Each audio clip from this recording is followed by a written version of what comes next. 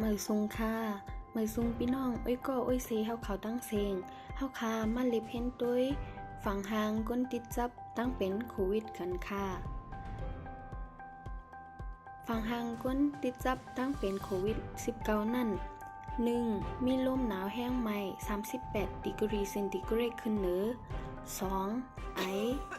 3. น้ำมูกย่อย 5. ข้อเจ็บ 6. ถ้วยเจอหยาบตั้งเป็นโควิดในจังติดจับเลยการไอ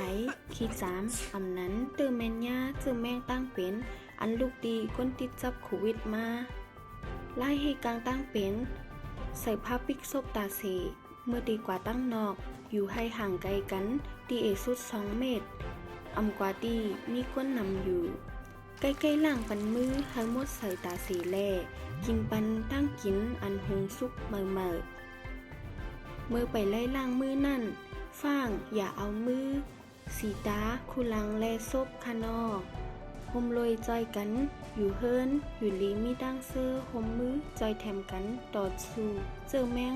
ตั้งเป็นโคโรนาจ้อมกันค่ะเฮาอยู่ลีกินหวานก้างยานเพตั้งเป็นโควิด19กันกูก็สิกำค่ะ